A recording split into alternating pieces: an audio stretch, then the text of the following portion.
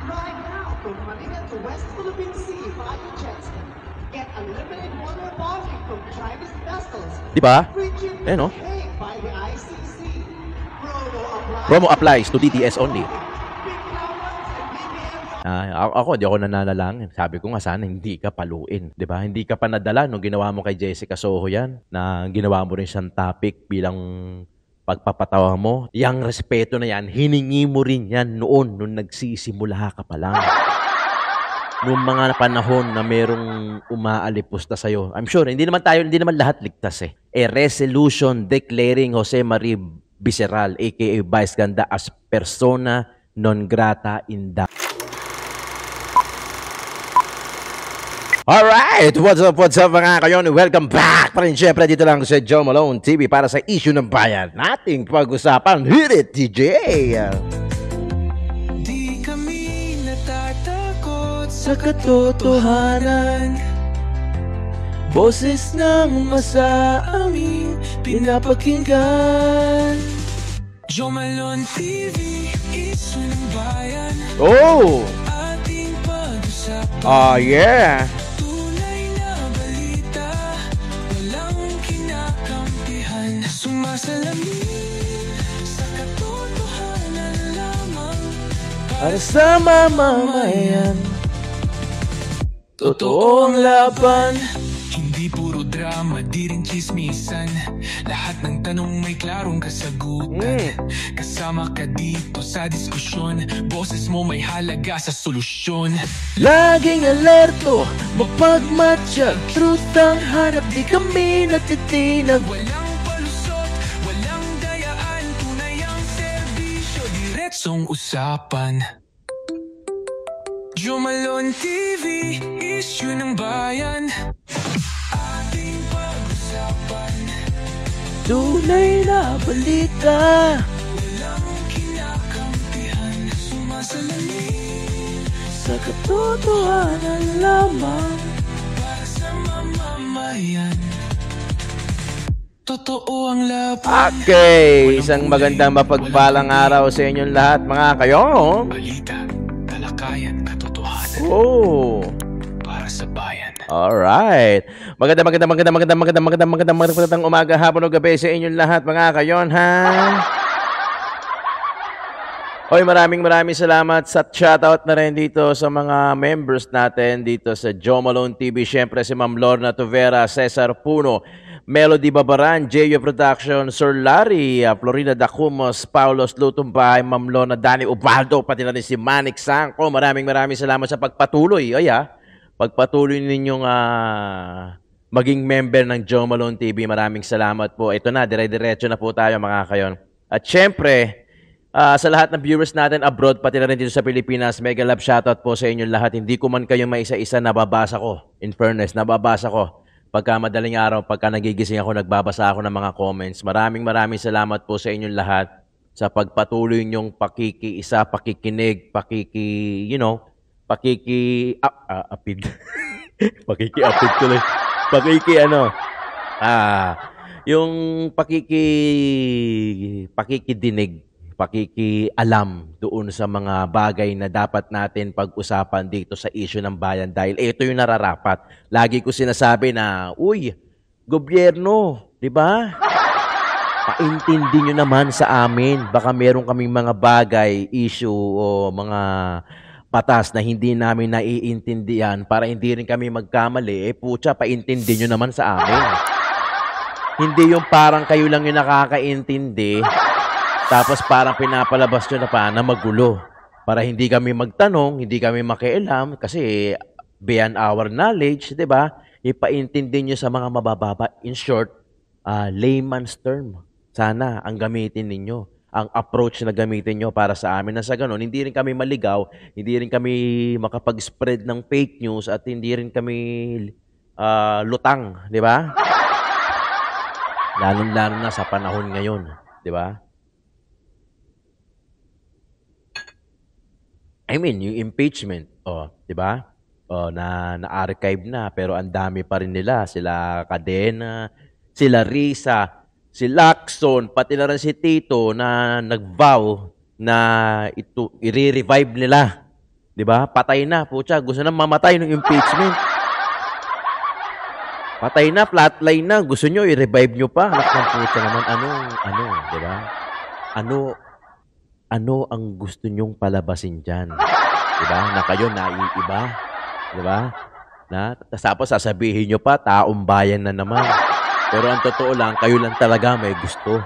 Di ba? Ang daming issue ngayon. Ito medyo may pagka-showbiz. Pero hindi ko sana papatulan eh. Pero ito kasi si Vice Ganda. Ito ang pag-uusapan natin eh.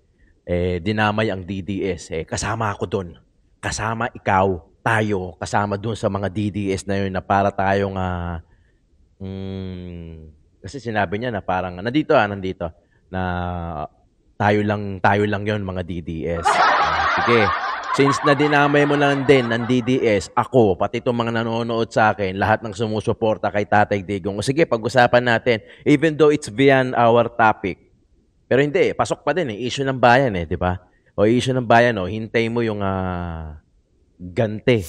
Actually, hindi lang karma ang aabutin mo, pati yung lupit ng mga DDS supporter. Kami, di ba? Simulan na natin. Oy, mga kayon, palambing kung di ka pa nakasubscribe, paki-subscribe, paki-like yung video na to, paki-comment at saka paki-share kung di naman malaking abala sa inyo.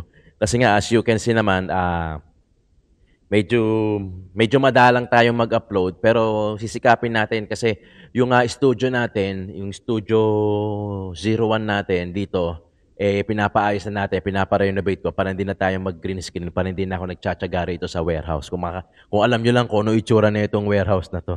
Di ba? Buti nga kahit papaano hindi na ako nagja-jacket kasi malamok eh. Okay, simulan na natin at magbigay tayo ng reaction dito kay Vice Ganda kung saan parang ginawang biro ang sitwasyon ni Tatay Digong at dinamay pa tayong mga DDS. Okay? Panoorin natin. Kita mo, ayaw mag-play. Nasaan na ako? Yawn. Vice Ganda. You are celebrating your birthday today. Ang Vice na walang kasing ganda, who has made so many millions of our Filipino brothers and sisters happy on a regular basis. But just watching your program, you gave a face of a Filipino who is very happy. At I wish that you will succeed for more so many years, and that I pray to God that you live for 1,000 years. Guys, maraming salamat sa tulong mo sa tao pati sa akin, and ang sinasabi ko, sana tatagal ka. Mabuhay. Vice Ganda, walang kasing ganda sa bayan natin. Malakas pa si Tatay Digong, no? Salamat po sa dami ng pinag-aapalahan nyo. Naisingit nyo pang makagawa ng video greeting para sa akin. Maraming salamat po, Mr. President. Ang ganda ng sinabi niyang, sana magtagal ka pa. Hindi ko alam kung nagbibig siya o pinagbabantaan niya ako. Pero I love you, Mr. President. Miss Vice President, I love you. Maraming salamat po sa inyo. Mabuhay kayo. Maraming salamat po. Masaya po. Sa babae, lalaki, then magre-respetuhan tayo. Sa dapa ang walang binabastos na, kasi ayaw kong operate. Diba? Sa Davao, walang binabastos na bakla. Okay, yung naunang video, I suppose na birthday ni Vice Ganda yun, binati siya ni Tatay Digong. So, tinawag pa niyang Vice Ganda, ganyan-ganyan. Tapos yung pangalawa, yung pangatlo na video, yun yung interview ni Vice Ganda kay Tatay Digong. Kita nyo naman yung sagot ni Tatay Digong, di ba? Alam mong totoo eh. 'Di ba? Alam mong totoo, inamin na mayroong mga girlfriend. So what? Lalaki yan eh. Ang lagay, 'di ba? Ang lagay puro baklang syotain yan, 'di ba? Nevertheless, pag si Tatay Digong kasi nagsalita, talagang malalaman at maiintindihan mo na galing sa puso, 'di ba? Kita mo, sinabi niya na nirerespeto ang bakla sa Davao o mga LGBTQ. Ako, marami akong kaibigan na bakla, marami akong kaibigan na tomboy. Hindi lang sa larangan ng pagbabloging, sa personal na buhay ko, marami akong mga kaibigan bakla. Yung iba dyan, co-teacher ko. Yung iba dyan, kaibigan ko, kababata ko, mga tropa ko na rin. Lagi ko rin kasama minsan. 'Di ba? Meron din ako mga tomboy na tropa sa classmate, sa schoolmate ko sa Arellano. Meron din ako in fact, yung partner ng kapatid ko, tomboy din, member din ng LGBTQ. 'Di ba? Wala namang problema. Gaya nga nung sinabi, matatandaan nyo yung interview ni Ricky Reyes? At saka sino yung kasama niya? Kay Miss Tony Gonzaga. 'Di ba minsan napagtanungan nila. Panoorin niyo din, maganda din. May mga makukuha din kayo na sinabi ni Ricky Reyes na yung marriage para sa lalaki, babae na lang, 'di ba? Sabi nila, wag na daw pakialamanan, 'di ba? Kung ang hanap mo companion, partner sa buhay, wala namang problema, 'di ba? Pero yung marriage daw, ginawa na lang daw 'yun para sa lalaki, babae.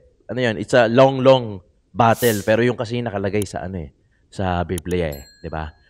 Wala namang problema kung member ka ng LGBTQ, bakla ka man o tomboy ka ngayon, walang problema 'yon, 'di ba? Kung choice mo nga 'yan bilang tao. Pero sana yung respeto sa kapwa, sana hindi 'yun yung mawawala. I'm sure si Vice Ganda, kung dati-dati to, na nagsisimula pa lang siya, hindi niya sasabihin yan at hindi niya gagawin yan eh. Yung napanood nyo, I'm sure napanood nyo na to sa iba. Medyo naging issue kasi at naging viral ulit kasi itong si Vice Ganda dahil sa concert niya na kung saan parang pinagkatuwaan niya. Parang kagaya nung kay Jessica Soho about do sa, ayoko sabihin yung sa gahasa na sinabi nila kay Jessica Soho, di ba? Ayoko sabihin kasi baka ma-copyright tayo. So hindi pa nadala itong si Vice Ganda at inulit pa niya ngayon dito naman kay Tatay Digong. So pinagkatuwaan ginawang joke. In the first place, yung situation ni Tatay Digong, hindi yan joke. Hindi yan maganda, hindi yan masarap. Sakripisyo yan ni Tatay Digong itself na once in a lifetime, bumati sa'yo ng happy birthday at na-interview ka pa, na-interview mo pa. Sana doon man lang, Vice, rumespeto ka. Hindi na dahil sa dating presidente si Tatay Digong. Wag na natin banggitin yung mga posisyon o Duterte sa rumespeto ka na lang sana bilang tao. Gaya ng respeto ng mga taga Davao doon sa mga LGBTQ na sa mga bakla. Actually, hindi na kine-question dito yung bilang kung ano gender mo hindi na Ang kine-question na rito yung pagkatao mo 'di ba? Na sana rumespeto ka na lang. Hindi lang sa kanya, kay Tatay Digong, pati na rin sa mga pamilya, pati na rin sa amin na DDS na sinabi mo pang ganun. 'Di ba? Papanood ko sa inyo kung ano 'yon. Medyo binagalan ko lang na onte kasi kanta 'yon 'di ba? Kanta 'yon, baka mamaya makopyright tayo, kaya 50% ko yung speed. Papanood ko sa inyo. Sana, Vice, sana rumespeto ka na lang, no? Kahit na hindi na siya bilang dating presidente ng Pilipinas natin, na minsan binati ka ng birthday mo, tuwan-tuwa ka pa, na sinabi mo pa na kahit busy si Tatay Digong ay nakakuha pa rin ng time para batiin ka, personalize pa yung bati madali na kasi bumati, oy, happy birthday on your 25th birthday, 28th birthday, God bless you, di ba? Ganon, template, kumbaga template. Pero ito, alam mong personal kasi alam ni Tatay Digong sino yung binabati niya, kaya medyo pinersonalize niya. Pwede naman niya sabihin, happy birthday, Vice Ganda, God bless you, ingat, more power, cha-cha-pa. Tapos na, di ba? Pero personalize kasi kilala ka niya. Kasi nga, na-interview mo na siya, di ba? Pangulo siya ng Pilipinas, ikaw, personality ka, kilala ka din naman, 'di ba? Sana doon sa part na 'yun hindi mo nakakalimutan. Alam mo, ang tao talaga kayang baguhin talaga ng pera Sa totoo lang. Hindi ko sinasabing binago na si Vice pero doon sa character niya, mukhang parang ganun na nga no? Pero sige, given Vice Ganda the benefit of the doubt. Pero kung ako tatanungin, 'di ba? Alam mo kung tayo tatanungin, syempre lumagpas ka na Lumagpas ka na doon sa bakod, hindi mo na nirespeto, 'di ba? Ito yung video na 'yon. Panoorin natin. Naka 50% to speed less negative 50% kasi madedetect tayo. Panoorin niyo. May subtitle naman Nothing beats an intense holiday. Right now, from Manila to West Philippine Sea by jet. Get unlimited water bonding from Chinese vessels. Di ba? Free shipping No? paid by the ICC. Promo applies to DDS only. Big cameras and BBMs are ipinagbabawal.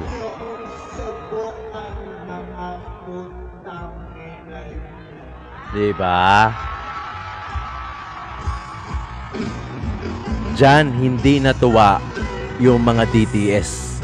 Tayong mga DDS supporter. Kaya palalagpasin ko sana kaso nabanggit kasi tayo Diba? Nabanggit kasi tayo, kaya hindi ko mapalagpas. Diba? Promo applies to DDS only. That's include me, you, lahat ng mga DDS supporter.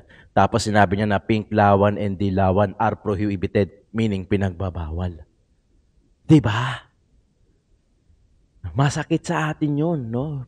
You know why? Remember, nung March 11, naggagawa tayo ng content. Hindi tayo makatulog kasi nag-scroll tayo kasi kung na-update ka tayo kay Tatay Digong.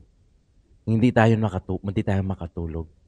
And yet, merong isang tao na gagawing biro yung sitwasyon ni Tatay Digong sa dahig.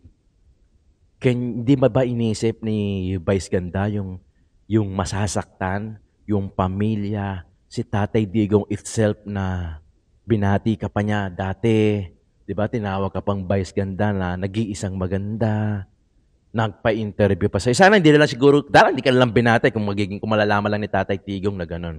Di ba? Nagets niyo mga kayon? Yun yung yun yung pinagkaiba siguro. Alam mo, ang tao, pagka talaga kayang baguhin ng pera, kaya kang gawin yung pera, kaya kang gawing masama, kaya kang gawing mabuti, mag-content ka lang ng charity, magmumukha ka ng mabuti, kaya ka rin gawing masama, di ba? Sa social media, gamit ang pera. Pera, kaya kang baguhin ng tao. Pero, alam mo, yung karma, andyan lang Di ba? Yung karma, andyan lang. Tinan mo to. O resolution number, series of a resolution declaring Jose Marie Viceral, aka Vice Ganda, as persona non grata in Davao City. Alam ko, calls to Meaning parang kino-call out pa lang. Hindi pa ata, ewan ko parang lumabas ng papel na to, ang caption, parang kino-call out nila ang Davao na i-declare na persona non grata si Vice Ganda. Hindi pa ata to implemented or whatsoever. Basta nakita pa natin, ano pa lang to hours ago pa lang. So, bagong-bago, hours ago pa lang lumalabas to. Okay? Ayan, no? Lunsod ng Davao, resolution number series. So, whereas the Super Divas concert featuring Vice Ganda, Regine Velasquez and other performance was held at the Jam Pack Smart Araneta Coliseum on August 8 and 9, 2025. Isang araw lang. Whereas such public remarks included mocking former President and Mayor Rodrigo Roa Duterte nga pala. Mayor nga pala si Tatay Digong ng Davao. Nanalo pala to. Ngayon ko lang naalala. Making light of the jet ski statement regarding the West Philippine Sea imprisonment at The Hague, intentional criminal court, ICC, and mockery of diehard Duterte's supporter, which is include me, kayo. So, yan na yun. So, kino-call out yung Davao na i-declare nga na persona non grata si Vice Ganda. And I think, hindi pa yan Kasi parang nagalit yung mga taga-DDS na nakapalo sa kanya. So, ang lumalabas doon, kumakalat sa SOCMED na 20 million yung followers niya, down to 19 na ngayon as of today. Sabihin na natin as of today, wag na yung oras. As of today, 19 million na lang yung kanyang followers. Pero, hindi naman niya iindahin yan yung followers, di ba? Hindi naman niya iindahin yan kasi may pera na yan, nakapag-ipon na yan. Talagang hindi kayang bilhin talaga yung karakter ng pera no? Talagang pagka-ugaling squatter ka talaga, ugaling mahirap ka talaga, medyo nasa tao na din yung kung paano niya pananatilihing humble.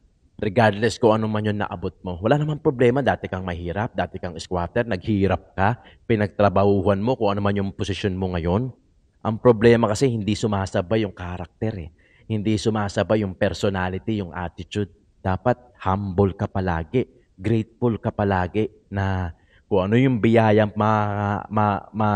makuha mo sa araw na to. Yung simpleng ang paggising sa umaga, dapat grateful ka na Diba? Hindi na kailangan, magkano kinita ko ngayon? 2 milyon dahil sa concert na yan, etc. Kunyari lang maliit yan. Dapat 5 million, 10 million. Diba?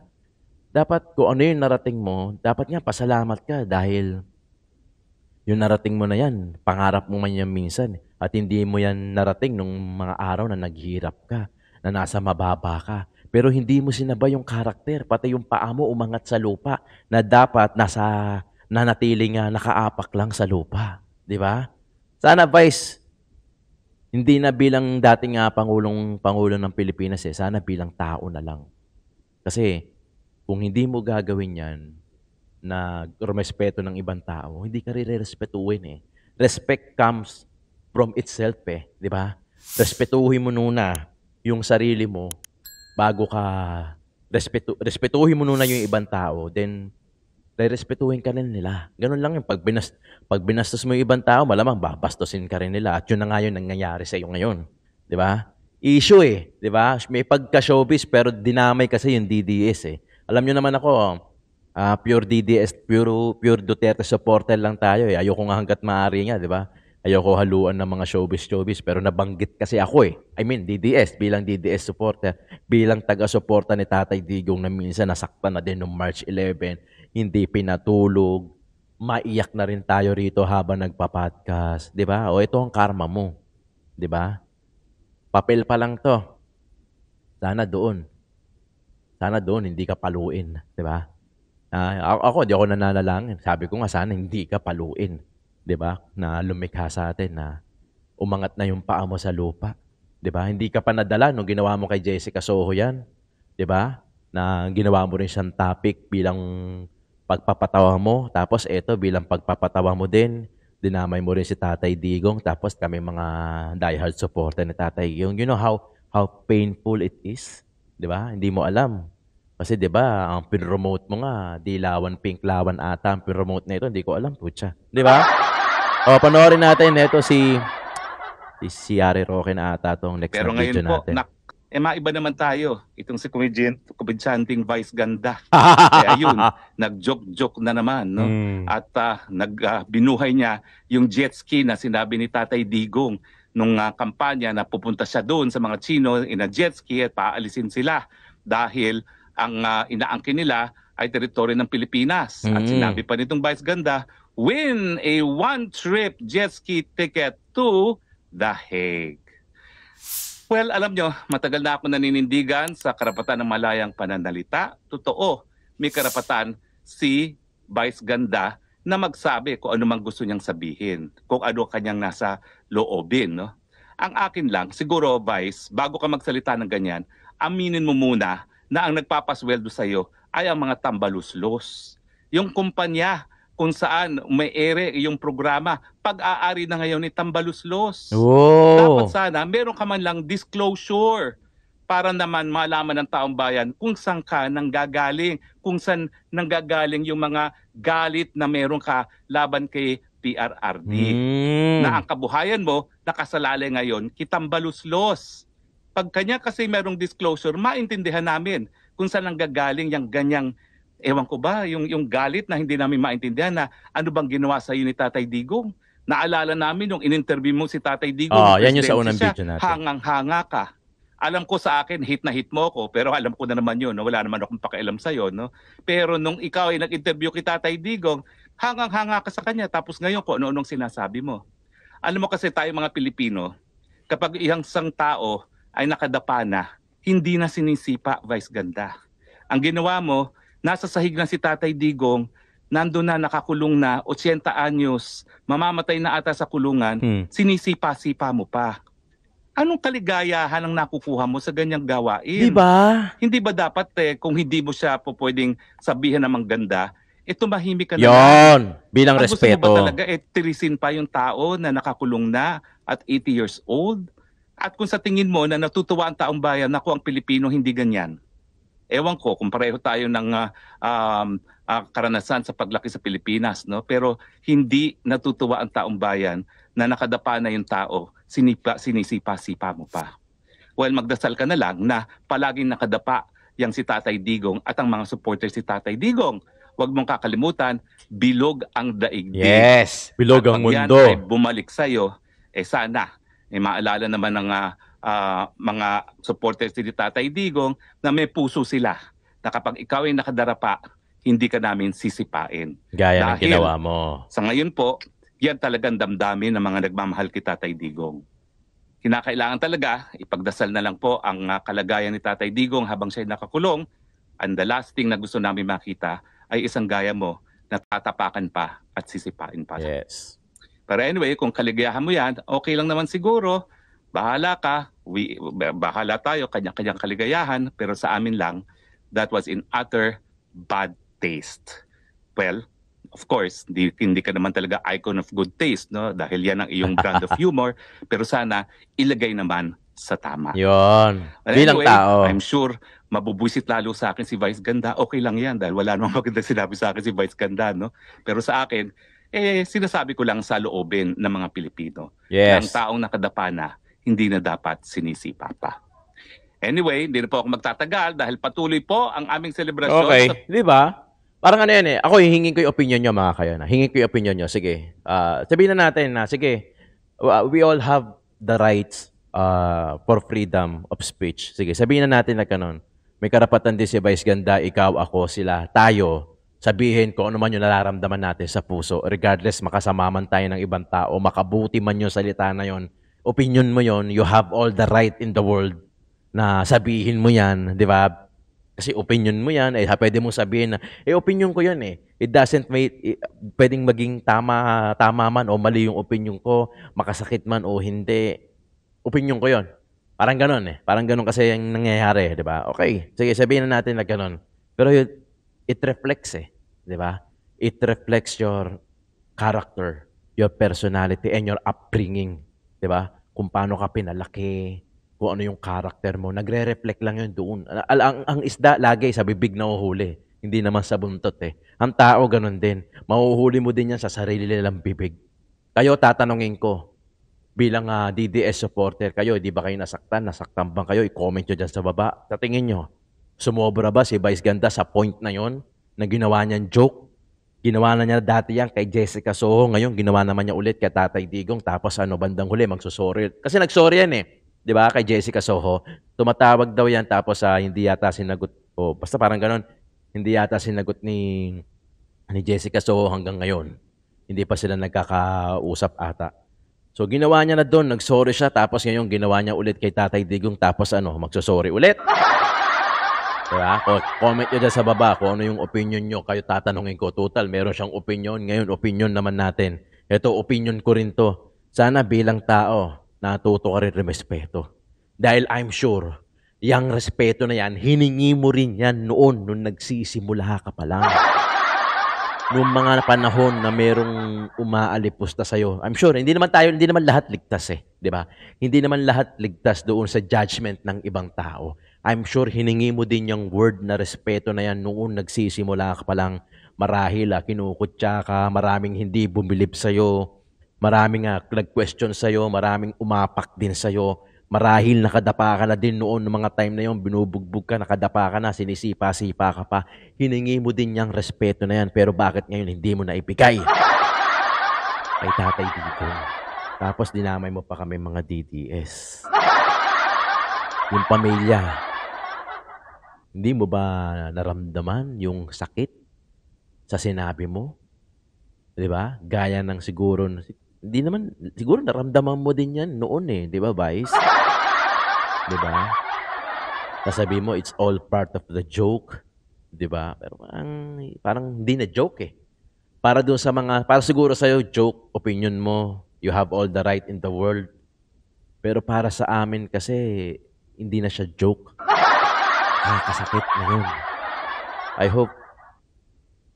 I hope na hindi rin mangyari sa iyo yan. O nangyari man sa iyo noon, sana hindi ulit mangyari sa iyo yung ganyan. Yung hihingin mo din yung respeto ng iba. Di ba? Okay, mga kayon, maraming salamat sa pagkikinig sa suporta nyo. Maraming salamat. Joe Malone TV, Issue ng Bayan, ating